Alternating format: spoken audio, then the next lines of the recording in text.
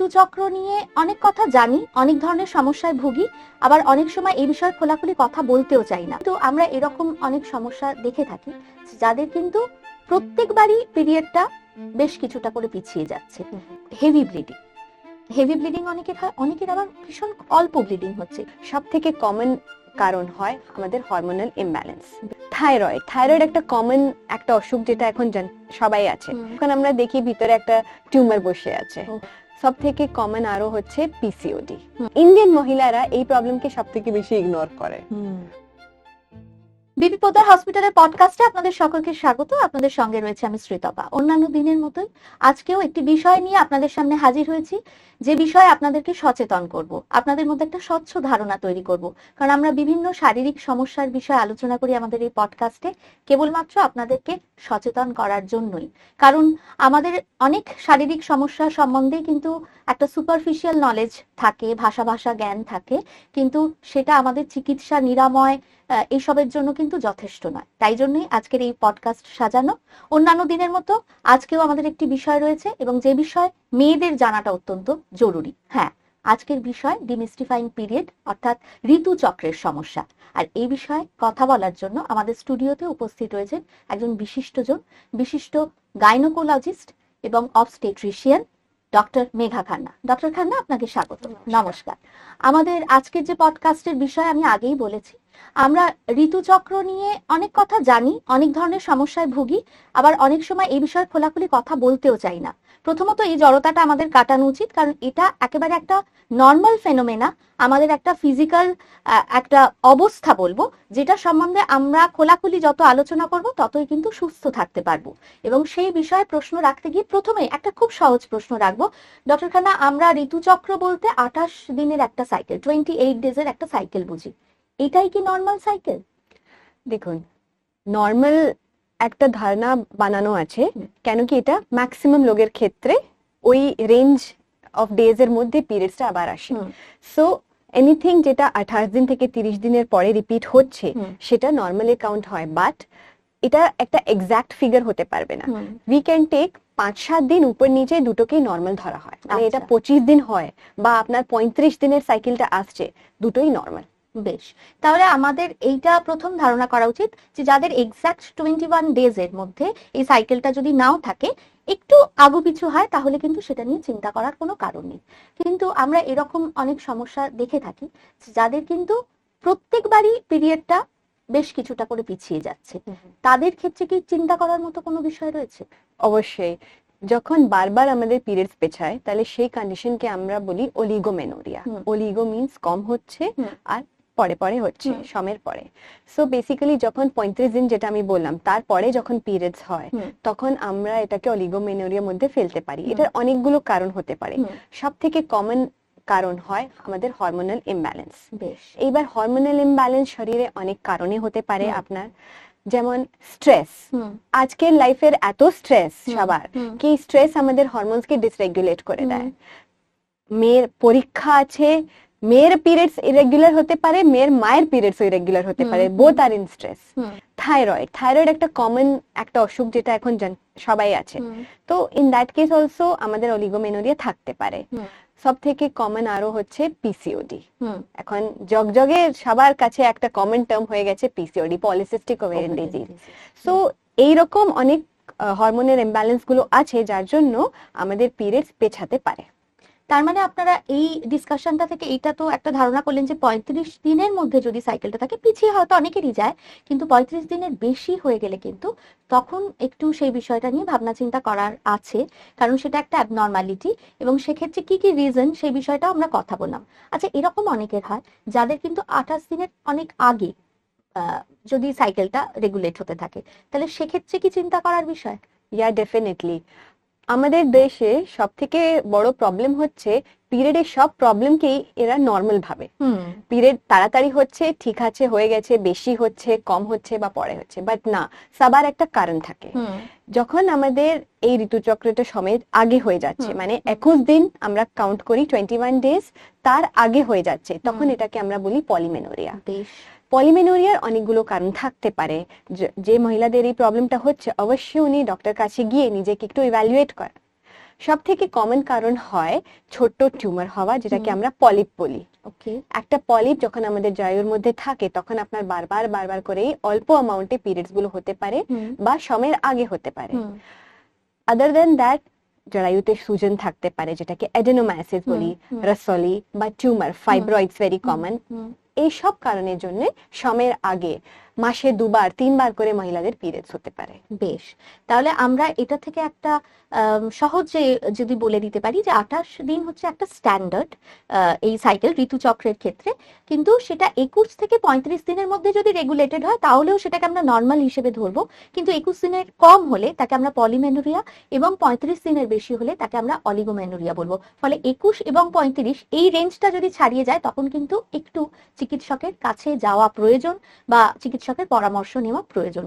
ফলে এইটুকু সচেতনতা আমরা বাড়াতে পারলাম। কিন্তু এরপরে যে প্রশ্নটা করবো সেটা ভীষণ গুরুত্বপূর্ণ। অনেকে কিন্তু পিরিয়ড মিস হয়, মাঝে মাঝে একটা মাস কি 2টো মাস স্কিপ করলো, সেক্ষেত্রে সেটা কতটা চিন্তার? যখনই একটা পিরিয়ড সাইকেল আমরা মিস করছি, then we have to find reason, আমাদেরকে কারণ খুঁজতে হবে। ফার্স্ট এন্ড ফরমোস্ট ডায়াগনোসিস, যে মহিলা একটা রিপ্রোডাক্টিভ এজের মধ্যে থাকে, তাহলে সব থেকে আগে যেটা জিনিস আমাকে নেগেট করতে হবে সেটা হচ্ছে আপনার প্রেগন্যান্সি। তো ডেফিনেটলি একটা pregnancy test is a must. আপনাকে ক্লিনিকে যাওয়া উচিত, গেট ইয়োর টেস্টেড। প্রেগন্যান্সি ছাড়া আবার যেটা আমি বললাম, যে কারণগুলোতে পিরিয়ডস পেছাতে পারে সেই কারণগুলো আবার পিরিয়ড মিসের কারণও হতে পারে, যেমন স্ট্রেস, হরমোনাল ডিস্টারবেন্সেস, থাইরয়েড, তারপরে হচ্ছে আপনার পিসিওডি বা রক্তের কমি, অ্যানিমিয়া, যেটা ইন্ডিয়াতে খুব common. This is also one of the reason যার জন্য পিরিয়ডস গুলো মিস হতে পারে।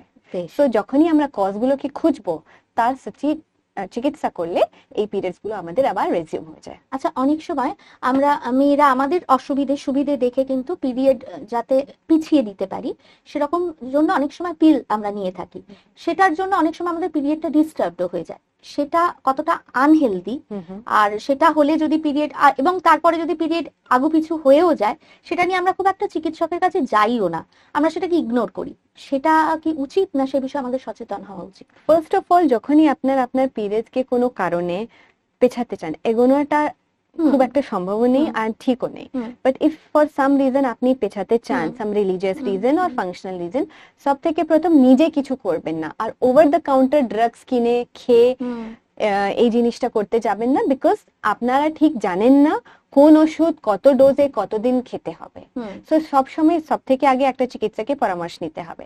সেকেন্ডলি হচ্ছে, এই জিনিসটা বারবার করা উচিত না। ওটা আপনার হরমোনাল ডিস্টারবেন্স করে পুরোপুরি সাইকেলকে ডিস্টার্ব করে দিতে পারে। সামটাইমস ওকেশনালি ইফ পিরিয়ডস কে আমরা চিকিৎসকের পরামর্শ নিয়ে পেছাই, তাহলে ইট ইজ সেফ, বিকজ ওরা আমাদেরকে ঠিক গাইড করে দেবে কোন ওষুধ কত ডোজে কতদিন খেতে হবে। But this should not be a routine, এটা বারবার করা ইভেন যে না হয়ে যায়। একদম।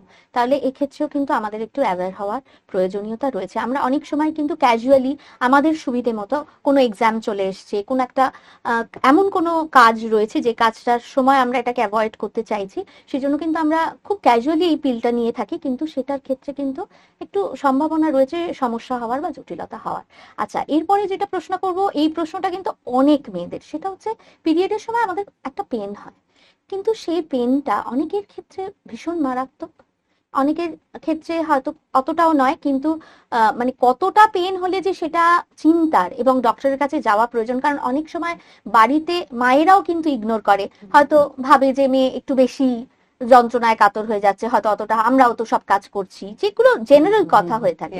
সেক্ষেত্রে মানে চিকিৎসক কি এটা নির্দিষ্ট করে বলে দিতে পারে যে এই পেনটা হচ্ছে মানে কিন্তু এটা ভাবনা? Yes, definitely. First of all, pain in periods is a normal phenomenon. অনেক জিনিস ফ্যাক্টরস এর উপরে ডিপেন্ড করে। যে আপনার সাইকেলস গুলো ওভুলেটরি থাকে, ওভুলেশন হচ্ছে, তাহলে পিরিয়ডস উইল বি পেইনফুল। এটা জেনারেলি ফার্স্ট বা সেকেন্ড ডে তে পেইন থাকে and gradually decreases. So this becomes a normal cycle. এটা নর্মাল সাইক্লিক্যাল পেইন হতে পারে। অনেকবারই আমাদেরকে এটার জন্য ওষুধ লাগে কন্ট্রোল করতে, অ্যান্ড আমি দেখেছি আমাদের যুগে এটা খুব একটা ভয়ের ব্যাপার, পিরিয়ড পেইনের জন্য ওষুধ খাওয়া, but it is not so. আপনি একটা চিকিৎসক কাছে গিয়ে যখন পরামর্শ নেবেন, উনি আপনাকে একটা সিম্পল স্প্যাজম, মানে ওই যে পেটে যে মাচড়টা পড়ছে তার জন্য একটা সিম্পল অ্যান্টিস্প্যাজমোটিক মেডিসিন দেবেন, সেটা খাওয়াটা একদম সেফ আছে। We are not giving any hormonal pills, এটার জন্য কোনো হরমোনাল পিলস নর্মালি দেওয়া হচ্ছে না। তো একটা নর্মাল পিরিয়ড পেইন যখন একটা নিজের কনটেক্সটের বাইরে একটু বেশি করে হচ্ছে এন্ড উই আর টেকিং অ্যান্টিস্প্যাজমোটিক, সেটা সেফ আছে। কিন্তু যখন পেন এতটা বেশি হচ্ছে যে আপনার ডেইলি লাইফ অ্যাক্টিভিটিস কে এফেক্ট করে দেয়, আপনি বিছানা থেকে উঠতে পারছেন না, বা সেই 2-3 দিন আপনি কোনো কাজ করতে পারছেন না, কোনো বাইরে যেতে পারছেন না, and you are extremely disturbed আপনার এই পেইন নিয়ে, তখন অবশ্যই ওখানে পিছনে একটা প্যাথোলজি লুপ্ত আছে। তখন আপনাকে আপনার ফিজিশিয়ান বা ডাক্তারকে কনসাল্ট করতে হবে। এন্ড অনেকবার আমরা হসপিটালে উই অ্যাডভাইস সোনোগ্রাফি, আলট্রাসোনোগ্রাফি, আর কোনো সময় এটাকে ডায়াগনোজ করার জন্য এমআরআই একটা খুব ভালো টুল থাকে। বিকজ আপনারা শুনেছেন এন্ডোমেট্রিওসিস বলে একটা রোগ আছে। সো এন্ডোমেট্রিওসিস একটা খুব পেইনফুল পিরিয়ডের নিয়ে প্রেজেন্ট করে। সো এটাকে রুল আউট করার জন্য MRI is the diagnostic tool. আগে sonography, then obviously MRI. So suppose আমরা কিছু পেয়ে যাই, কোনো ফাইন্ডিং পেয়ে যাই সেই ডায়াগনস্টিক টেস্টে, তখন আমরা সেই হিসাবে চিকিৎসাটা করতে পারি। ঠিক। এন্ড সাপোজ আমাদের কোনো ফাইন্ডিং আমরা পাইনি, then it may be a normal periodical pain, ovulation জন্য হচ্ছে, ওটা সিম্পল পেইন কিলার দিয়ে ম্যানেজ হয়ে যায়। ঠিক। তাহলে এক্ষেত্রে কিন্তু একটু বাড়ির যারা অভিভাবক রয়েছেন তাদেরও কিন্তু একটু সচেতন হওয়া প্রয়োজন। অনেক সময় মায়েরা যেটা করে থাকেন যে না ওর সহ্য শক্তি কম, আমরা তো সব কাজ করি এই সময়, ও সহ্য করতে পারে না বলে এরকম করছে, এই ভাবে কিন্তু ইগনোর করা উচিত না। হয়তো তার পেনটা এতটাই অসহ্য যে যেখানে হয়তো ওষুধের প্রয়োজন রয়েছে, চিকিৎসকের পরামর্শের প্রয়োজন রয়েছে। এরপর যে প্রশ্নটা করবো সেটা হচ্ছে, অনেক সময় এই পিরিয়ডের সময় যে হেভি ব্লিডিং অনেকের হয়, অনেকের আবার ভীষণ অল্প ব্লিডিং হচ্ছে, এই দুটো ক্ষেত্রেই কি সমস্যা? Heavy bleeding should never be ignored. আমাদের দেশে মোস্টলি যখন একটা মহিলার হেভি ব্লিডিং হচ্ছে, সে ডিসকাস করছে এই ব্যাপার নিয়ে, শিল গেট দোজ সাজেশন কি তোমার পিরিয়ড হয়তো উঠে যাবে বা তোমার বয়স হতে চলেছে, এটা বন্ধ হয়ে যাবে, তখন এটা হয়। But this is a big misnomer. এটা সব থেকে একটা খারাপ প্রচলিত জিনিস। বিকজ এখন ম্যাক্সিমাম কেসে যখন আমরা ডক্টর কাছে যাই, একটা আলট্রাসোনোগ্রাফি করাই, তখন আমরা দেখি ভিতরে একটা টিউমার বসে আছে, একটা ফাইব্রয়েড আছে, বা ইউট্রাসে অনেকটা সোয়েলিং সুজন আছে, অ্যাডেনোমায়োসিস হয়ে রয়েছে। This are the most common causes of heavy bleeding in females. এটা মোস্টলি আপনার রিপ্রোডাক্টিভ এজে হয়। আপনি দেখবেন আর্লি 40s থেকে 50s এর মধ্যে এই প্রবলেমটা সব থেকে বেশি হয়। And this is the age where Indian মহিলারা এই প্রবলেমকে সব থেকে বেশি ইগনোর করে। থেকে অনেকবার আমরা পেয়েছি টিউমার অনেক বড় হয়ে যায় বা ক্যান্সারে পরিবর্তিত হতে পারে। সো বেশি ব্লিডিং কে কোনদিনই ইগনোর করবেন না। Coming back to less bleeding, কম ব্লিডিং কে আমরা হাইপোমেনোরিয়া বলি অনেকবার। হাইপোমেনোরিয়া অনেক মানুষের ক্ষেত্রে মেবি আ নর্মাল ফাইন্ডিং, এমনই চলে যাচ্ছে, cycles regular but the flow is less. অনেকবার ওবেসিটি, ওজন বেশি থাকার জন্য, খারাপ লাইফস্টাইল হওয়ার জন্য, like PCOD, junk food, lack of exercise, bad lifestyle, এইগুলোর জন্য আমাদের হরমোনাল ডিস্টারবেন্সেস হয়, যার জন্য পিরিয়ডের ফ্লোটা কমে যায়। সো মেনি টাইমস এই মহিলাগুলো যখন একটা হেলদি লাইফস্টাইল অ্যাভেল করে, ভালো খাওয়া দাওয়া, healthy food, physical activity increase করে, ব্রিস্ক ওয়াকিং করে, তখন দেখবেন পিরিয়ডের ফ্লোটা বেড়ে যাচ্ছে। Apart from this, stress one of the কারণ, thyroid also, and sometimes some hidden problems, যার মধ্যে কিছু প্রবলেম বসে থাকতে পারে। যেমন আমাদের দেশে টিবি, জেনাইটাল টিবি, মানে বাচ্চাদানির টিবি হওয়াটা ওয়ান অফ দ্য কারণ হয় হাইপোমেনোরিয়া। এটা সম্বন্ধে অ্যাওয়ারনেস সেই একদমই নেই। জেনাইটাল টিবি ইন্ডিয়াতে খুবই কমন, বাচ্চা না আসার জন্য, infertility one of the biggest causes genital TB, আর পিরিয়ড কম হওয়ার অলসো একটা বিগ কারণ। এন্ড সব থেকে ইজি ওয়ে আউট হচ্ছে কি উই হ্যাভ ট্রিটমেন্ট, টিবির জন্য চিকিৎসা আছে, যে আপনার সচেত একটা থাকেন, আপনি ঠিক করে ওটা ডায়াগনোজ করতে পারেন, তাহলে চিকিৎসা করলেই এই জিনিসটা রিভার্স হয়ে যায়। ডিটেকশনটাই হয় না। হ্যাঁ, বিকজ মহিলাদের এটা নিয়ে প্রেজেন্ট করে না, অ্যাওয়্যার হয় না, অনেকবার চিকিৎসকও এই লাইনে ভাবতে হবে। So genital TB. And lastly, যখন বারবার যাদের ওয়াশ হয়, তখন বাচ্চাদানির মধ্যে একটা জাল তৈরি হতে পারে, যেটাকে অ্যাডহেশনস বলতে আমরা। তখন কি হয়, ওই জালের জন্য বাচ্চাদানির মধ্যে জায়গাটা খুব লিমিটেড হয়ে যায়, and the flow becomes very less. সেই মহিলাগুলোর আবার চিকিৎসা আছে। হুম, আমাদের হিস্ট্রোস্কোপি আছে, যেটা ক্যামেরা আমরা ভিতরে ঢুকিয়ে পুরো জালগুলোকে কেটে পরিষ্কার করতে পারি। একটা হুম। খুব মাইনার ইজি একটা মাইক্রো সার্জারি বেরিয়ে গেছে। কিন্তু আপনাকে এই প্রবলেমস নিয়ে সচেত থাকতে হবে, চিকিৎসকের কাছে যেতে হবে। বেশ, আমরা আজকে যা যা বিষয় নিয়ে আলোচনা করলাম প্রত্যেকটাই কিন্তু মেয়েদের বিশেষ করে জানা এবং সেই বিষয়ে সচেতন হওয়া ভীষণ জরুরি। একদম একটা ছোট্ট প্রশ্নের উত্তর দিয়ে আজকের আমাদের এই পডকাস্ট শেষ করব। ডক্টর খান্না, অ্যাওয়ারনেস কতটা বেড়েছে বলে আপনার মনে হয়? আই উইল সে আগে থেকে কম্প্যারিজনে একটু বেড়েছে।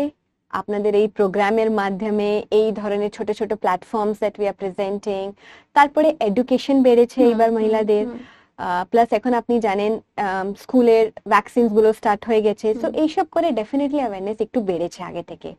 আর we have to be more evident, আমাদেরকে আর এরকম সচেতনা আরো বাড়াতে হবে। আর কোনো প্রবলেম হলেই আমি বলবো সব থেকে আগে ওটাকে ইগনোর না করে নিজের ফিজিশিয়ান কাছে যেতে হবে। একেবারেই। তাহলে আমরা আশা করি আজকের এই পডকাস্টের মধ্যে দিয়ে আপনাদেরকে অনেকটা সচেতন করতে পারলাম, অনেক বিষয় এমন অনেক ডিটেল দিতে পারলাম যেটা হয়তো আমাদের পক্ষে গুগল করে বা অন্য রকম ভাবে জানা সম্ভব নয়। তাই এই পডকাস্টগুলো আপনারা দেখুন এবং আমাদের সাথে থাকুন, আমরাও আপনাদের সাথে থাকবো, কথা দিলাম। ডক্টর খান্না, অনেক অনেক ধন্যবাদ, আপনি আমাদের জন্য সময় বের করলেন এবং আপনাদেরকেও ধন্যবাদ।